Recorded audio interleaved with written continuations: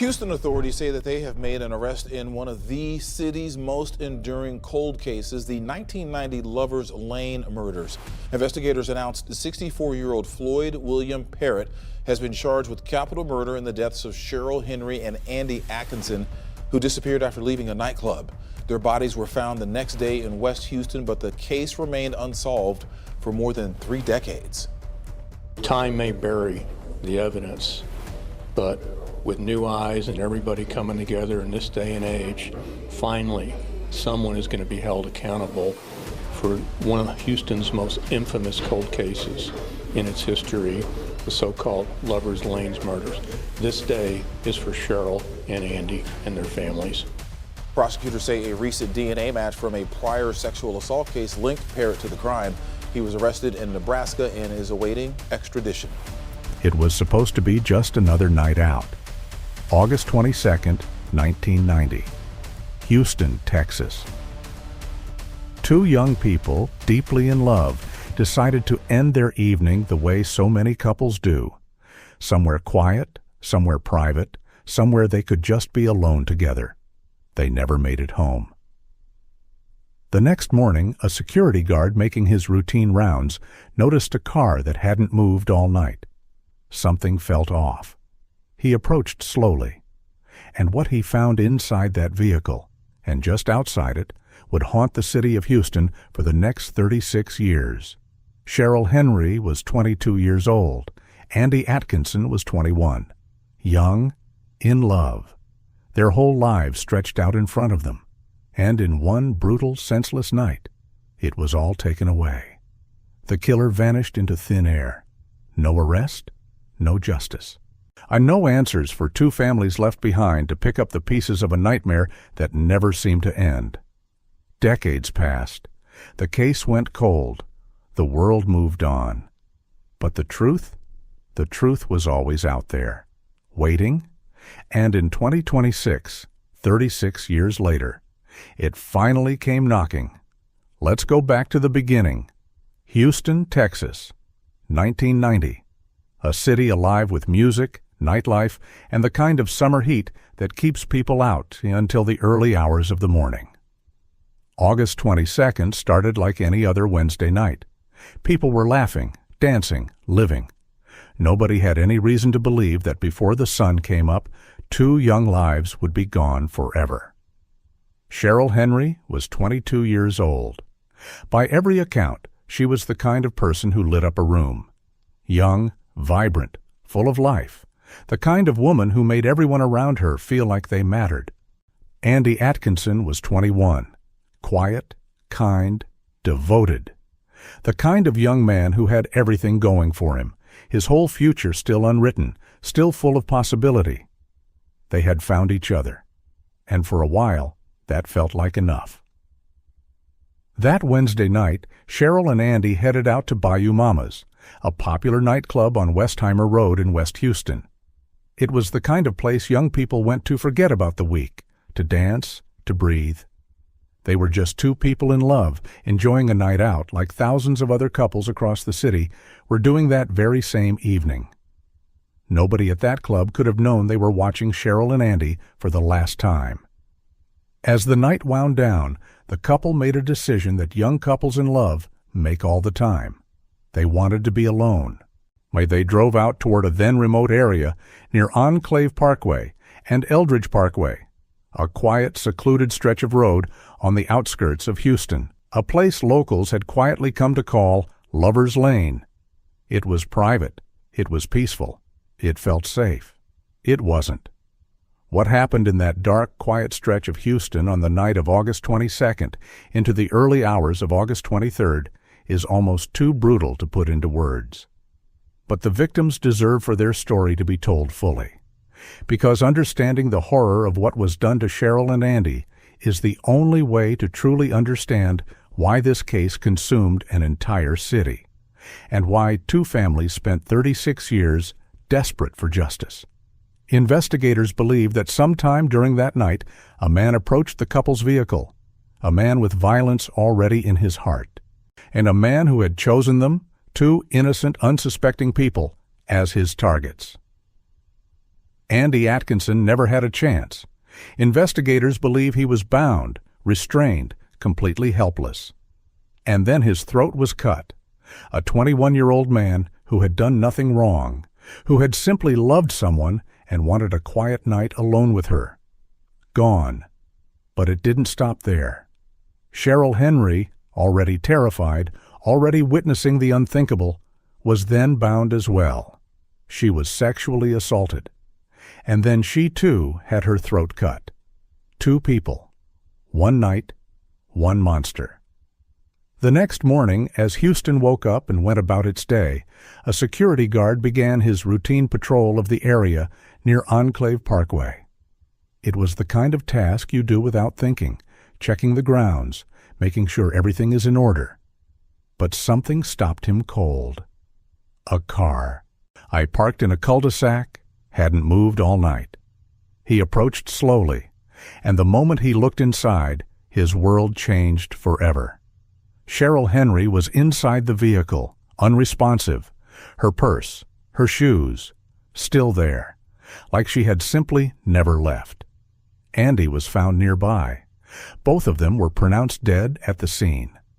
Within hours, the area near Enclave Parkway and Eldridge Parkway was swarming with investigators. Crime scene tape cut through the morning air. Police radios crackled, and 2 families received the phone calls that would shatter their lives into 1,000 pieces. Houston was stunned. This wasn't a crime that happened in a dangerous part of town, in circumstances that made people feel removed from it. This was 2 young people on a date. 2 ordinary young people doing something millions of couples do every single weekend. And they were slaughtered for it.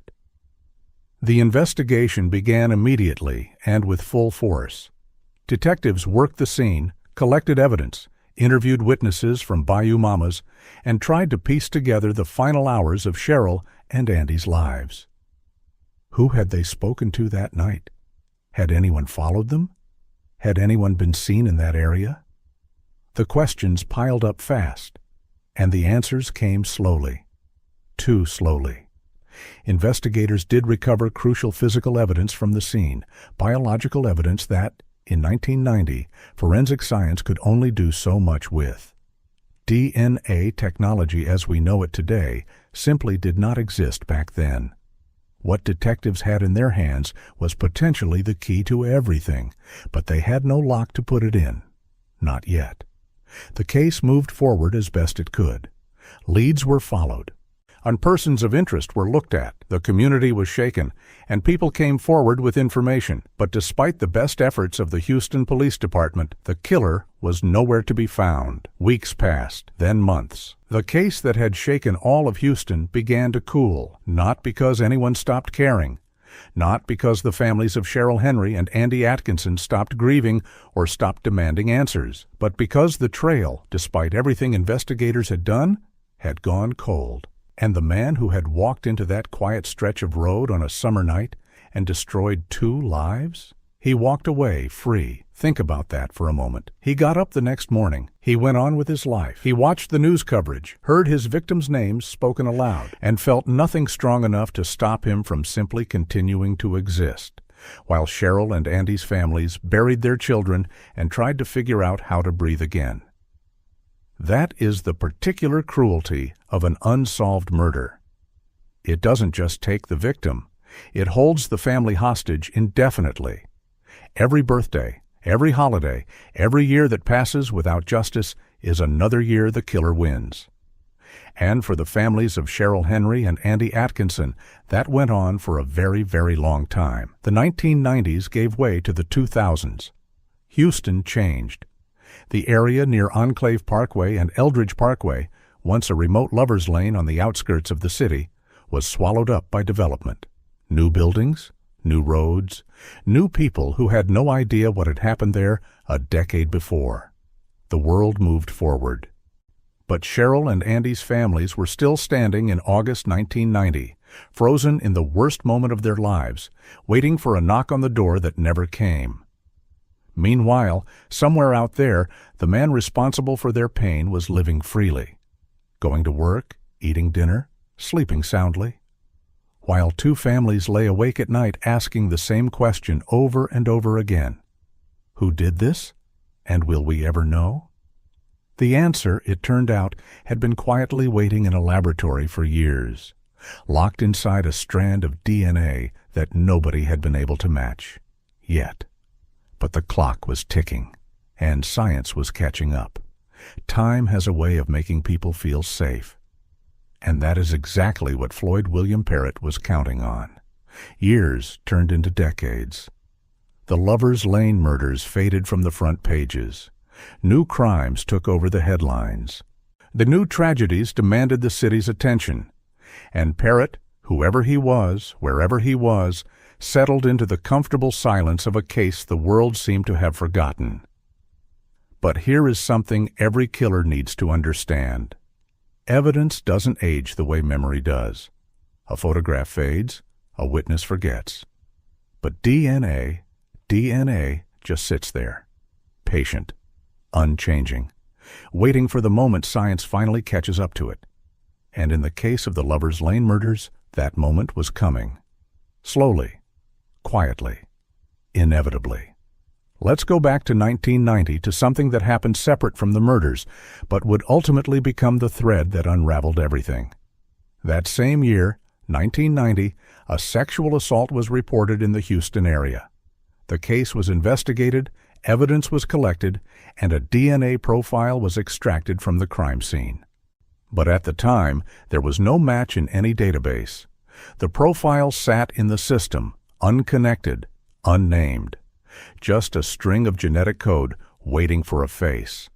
For years, that DNA profile from the sexual assault sat alongside the biological evidence recovered from the Lovers Lane crime scene. Two separate cases, two separate files. But investigators who worked these cases had a feeling, a gut instinct that only comes from years of staring at crime scene reports, that they might be connected. The problem was proving it. Through the 1990s and into the 2000s, DNA technology was advancing at a pace nobody could have predicted. What once required a large sample and weeks of lab work could now be done faster, with less material and with far greater precision. Cold case units across the country began quietly reopening old files, retesting old evidence with new tools, and finding answers that had seemed impossible just a decade before. Houston was no different. Investigators periodically revisited the Lovers Lane case over the years. They never truly let it go. New detectives who inherited the file read through the reports and felt the same frustration their predecessors had felt. Two young people, a brutal crime, physical evidence sitting in storage, and a killer who had never been held accountable. Then came the breakthrough. When the DNA recovered from the 1990 sexual assault case was re-examined and compared against the biological evidence from the Lovers Lane murders, investigators confirmed what their instincts had long suggested. The same man who had committed that sexual assault in 1990 had also been at that quiet stretch of road near Enclave Parkway and Eldridge Parkway on the night Cheryl Henry and Andy Atkinson were murdered. Same DNA, same killer. Now they had something they hadn't had before, not just evidence of a murder, but a pattern, a connected crime, a fuller picture of who this person was and what he was capable of. But a DNA profile without a name is still just a ghost. Investigators had the genetic fingerprint of a killer. What they needed was someone to match it to. This is where modern forensic science changed everything. Over the past decade, the expansion of DNA databases, both law enforcement databases like CODIS and consumer genealogy databases used by everyday people tracing their family trees, has quietly revolutionized cold case investigations across America. Genetic genealogy, a technique that became famous for cracking the Golden State Killer case in 2018, allows investigators to take an unknown DNA profile and search it against massive databases of voluntary genetic samples. From there, they can build family trees, narrow down suspects, and ultimately identify a person who was never directly in the system. It is painstaking work. It requires skilled investigators, forensic genealogists, and enormous patience. But when it works, it is absolute. And in the Lover's Lane case, it worked. Through a combination of DNA database comparisons, forensic genealogy work, and traditional investigative follow-up, investigators zeroed in on a name. Floyd William Parrott, 64 years old. A man who had been walking free for 36 years. A man who had gone to sleep every night since August 1990, believing he had gotten away with the unthinkable. He hadn't. Once investigators had Parrott in their sights, they worked carefully. In a case this old, with this much at stake, there was no room for mistakes. They needed to confirm beyond any doubt that Parrott's DNA matched the evidence recovered from both the sexual assault and the Lover's Lane murder scene. They needed to build a case strong enough to survive a courtroom. They did. In 2026, 36 years after Cheryl Henry and Andy Atkinson lost their lives on that quiet Houston road, Floyd William Parrott was arrested and charged with capital murder. A capital murder, not just murder. Capital murder, the most serious charge in the state of Texas. The kind of charge that carries with it the possibility of the death penalty. The kind of charge that tells the world exactly how seriously prosecutors are taking what this man did to two young people on a summer night in 1990. When the news broke, it hit Houston like a wave. 36 years of silence suddenly shattered. People who had followed the case in 1990, who had grown up hearing about the Lover's Lane murders, found themselves staring at a name they had never heard before. Floyd William Parrott, a man who had existed in plain sight in the same world as Cheryl and Andy's families for over 3 decades. And for those families, the people who had carried this grief for 36 years, who had attended vigils and anniversaries and never stopped hoping. The phone rang, and this time it was the call they had been waiting for.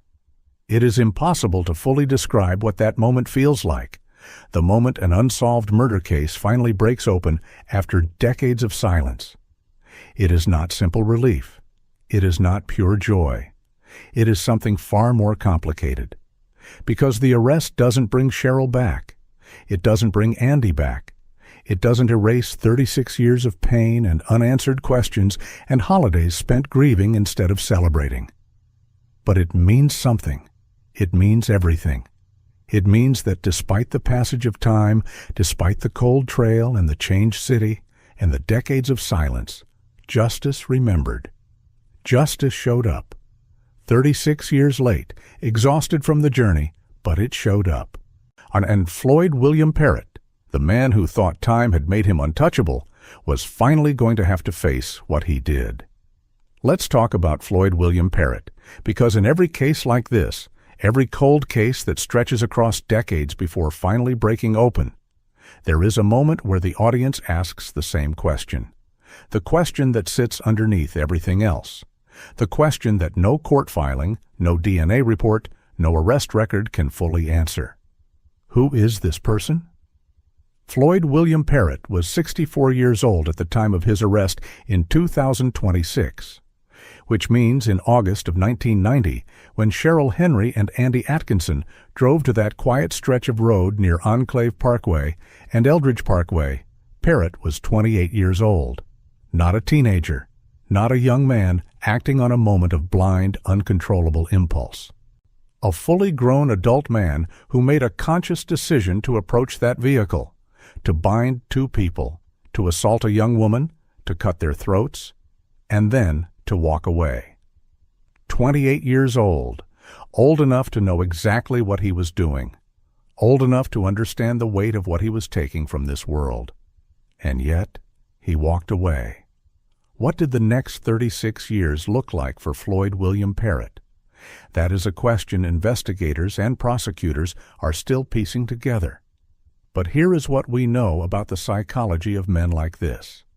They adapt, they blend, they find ways to exist inside normal life, neighborhoods, routines, maybe even families, while carrying a secret that would destroy everything around them if it ever came to light. Some of them spend decades looking over their shoulder, on jumping at every news story about DNA technology, every headline about cold case arrests, every report of forensic genealogy cracking another impossible case, living in quiet, constant fear that the knock on the door is coming. Others, and this is perhaps the most disturbing possibility, simply move on. They file away what they did into some locked compartment of their mind, and they just live, unbothered, untroubled, as if Cheryl Henry and Andy Atkinson never existed at all. Either way, for 36 years, Floyd William Parrott was free. And for 36 years, two families were not. Think about what 36 years means in a human life. Cheryl Henry was 22 when she was murdered. If she had lived, she would be 58 years old today. She might have had children, grandchildren, a career she loved, on a life full of ordinary moments, morning coffee, summer vacations, birthday dinners that most of us take completely for granted. Andy Atkinson was 21. He would be 57 today. The same story, the same stolen future, the same decades of experiences and milestones and memories that were ripped away from him on a summer night in Houston before he ever had the chance to build them. That is the true cost of what Floyd William Parrott did. Not just two lives ended on August 23, 1990, but the entire futures those two people deserved, erased, and the ripple effect of that loss spreading outward through everyone who loved them for 36 years and counting. Cheryl's family, Andy's family, parents who outlived their children, siblings who grew up with a hole in their lives that nothing could ever fill, friends who never forgot, and people who carried August 22, 1990 with them every single day. To every birthday, every holiday, every quiet moment when grief has a way of finding you no matter how hard you try to outrun it. These are the people who deserved answers, who deserved to look a jury in the eye and hear a verdict spoken aloud, who deserved to see the man responsible for their pain sit in a courtroom and finally be held accountable.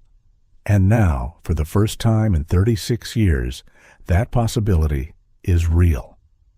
Floyd William Parrott has been charged with capital murder in the state of Texas. That charge carries enormous legal weight.